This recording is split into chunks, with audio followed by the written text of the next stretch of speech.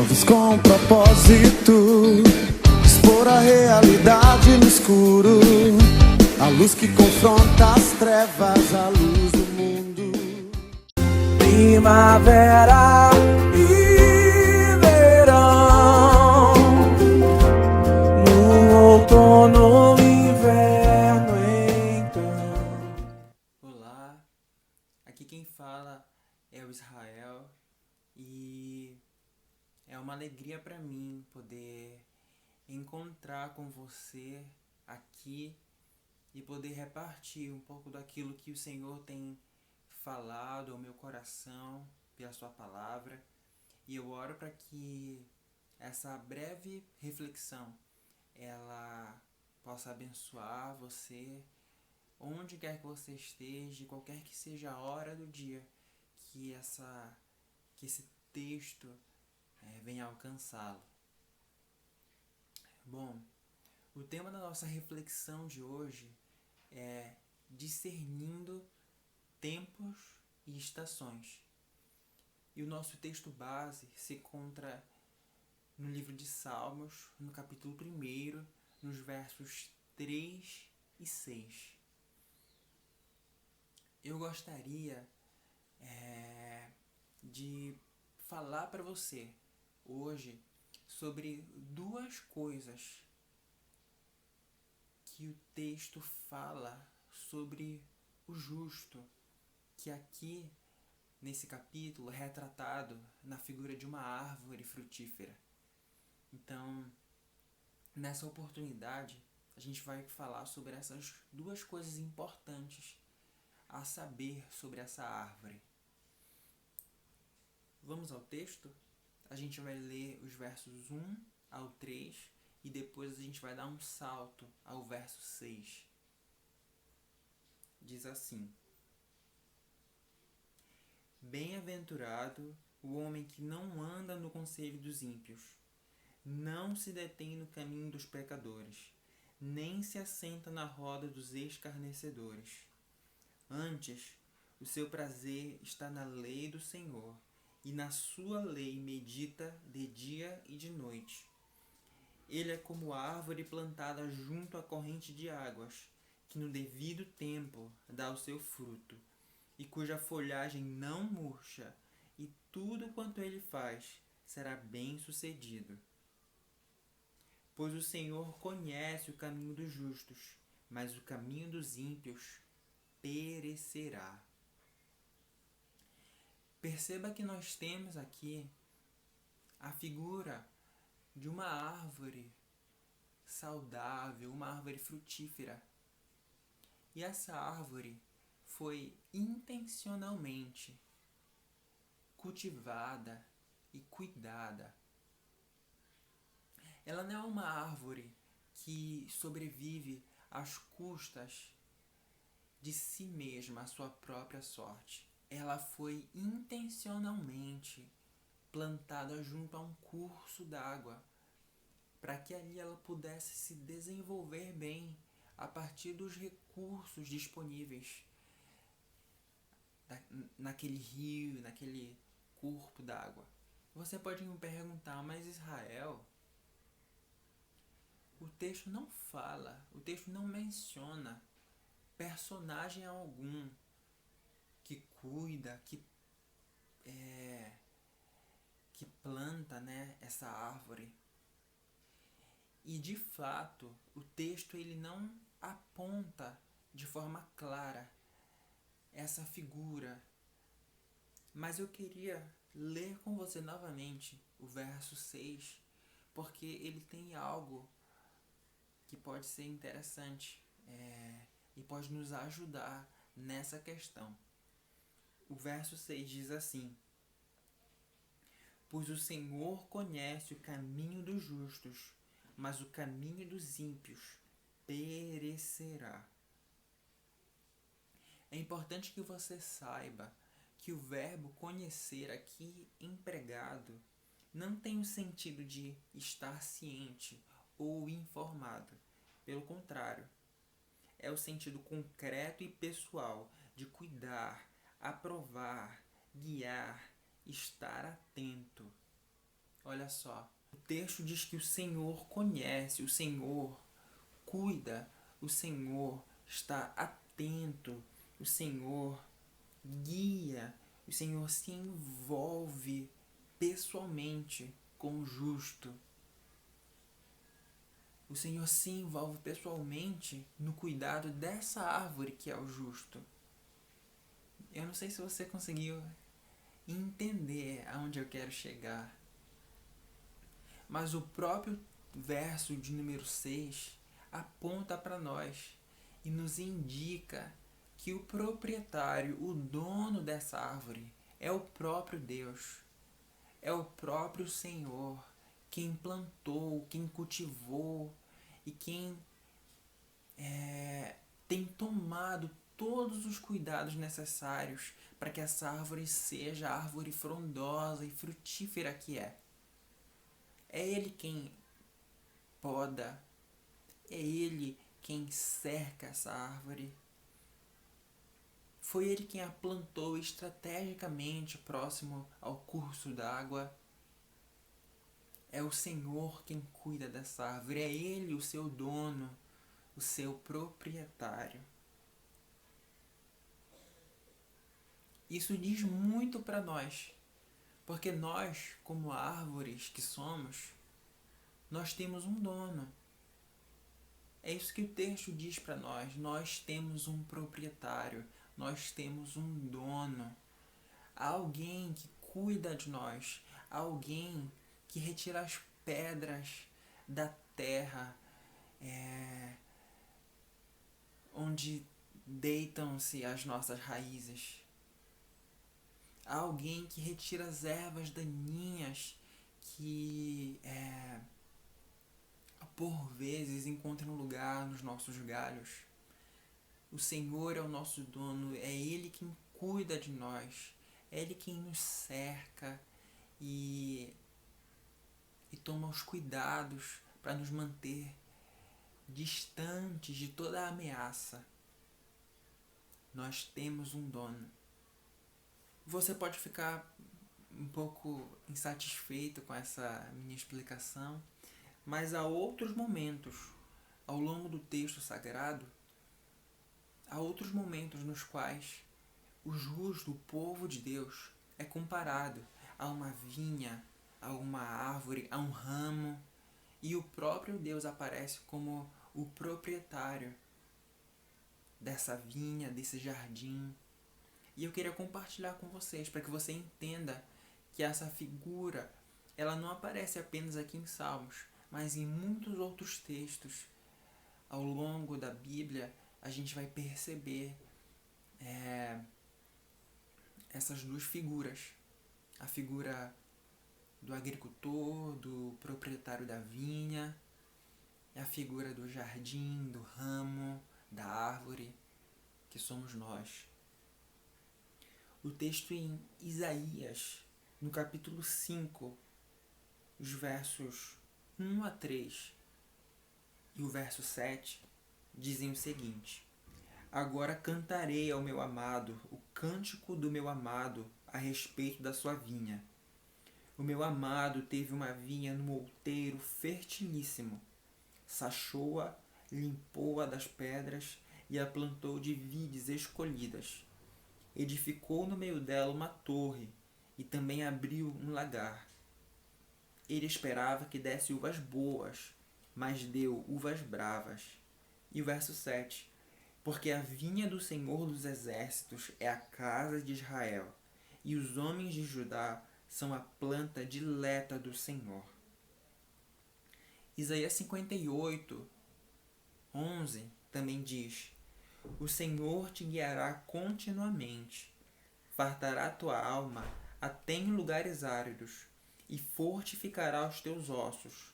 Serás como um jardim regado e como um manancial, cujas águas jamais faltam. Cantares 4,12 nos diz: Jardim fechado és tu, minha irmã, noiva minha, manancial recluso, fonte selada. E eu não poderia deixar de mencionar o texto em João, o Evangelho de João, capítulo 15, os versos 1 e o verso 5, dizem: Eu sou a videira verdadeira, e meu pai é o agricultor. Eu sou a videira, vós os ramos. Quem permanece em mim e eu nele, esse dá muito fruto, porque sem mim nada podeis fazer. Pensar em plantas é algo que eu gosto muito de fazer. Na verdade, eu gosto muito dessa temática. E nesse tempo de quarentena, eu passei a hospedar aqui no meu quarto 2 plantinhas.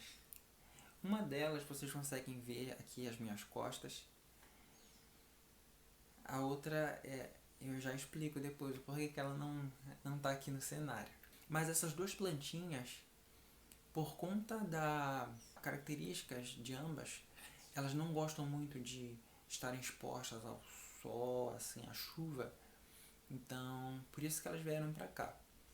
E aí, já há mais de um mês que elas estão aqui e eu pude acompanhar, pude ver algumas folhas perdendo a cor, pouco a pouco, até caírem aqui na terra, né? Eu vi galhos novos surgindo, eu vi os galhos mais velhos morrendo aos poucos. Tanto que a outra plantinha, ela não tá aqui atrás, como já esteve, porque um dos galhos novos dela, ele cresceu tanto que ele já tá tocando essa superfície aqui. Então ele não dá mais pra ele ficar aqui. E aí essa experiência que eu tô tendo, né, de poder acompanhar essas plantinhas, tem sido muito interessante para mim, porque eu percebo que há tempos e estações. A plantinha que não está aparecendo aqui, ela está vivendo um tempo novo, digamos assim. Tem os galinhos dela mais velhos que estão morrendo. As folhas, algumas folhas, elas ganharam uma cor assim tão escura, tão feia. E ao mesmo tempo há galhos novos que estão crescendo muito e folhas verdinhas tão bonitas. Essas plantinhas, essa experiência, a companhia delas aqui, me ensina que por mais que uma planta ela tenha todas as condições necessárias ao seu crescimento, ao seu desenvolvimento, há um ingrediente indispensável a esse processo da vida das plantas, que é o tempo. É o tempo. Essas transformações que eu pude testemunhar durante essas semanas, elas só foram possíveis porque houve tempo. Porque esses serezinhos, né, foram expostos ao tempo. E foi preciso tempo para que as folhinhas mais antigas caíssem. Foi preciso tempo para que novas folhas surgissem. É preciso tempo. Se eu não conhecesse a plantinha que eu já mencionei aqui, né, que ela tá com um galho enorme, um dos braços dela tá gigantesco, eu olharia para a plantinha e olharia para os galhos, alguns dos galinhos bem fininhos, algumas das folhas bem secas, e eu pensaria, meu Deus, ela tá morrendo.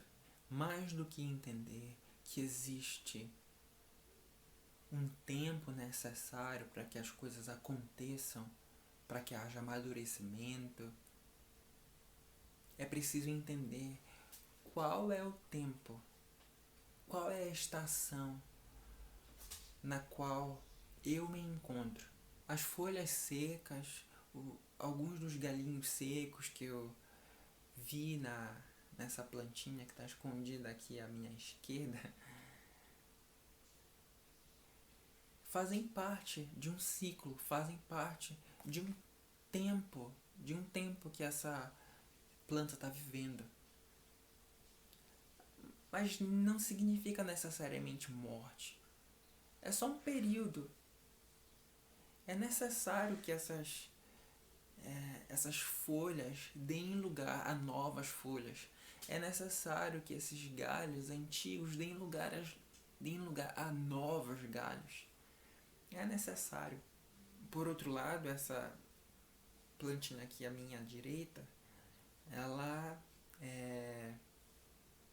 vive um tempo mais estável. Já tem algumas semanas que ela não dá sinal algum de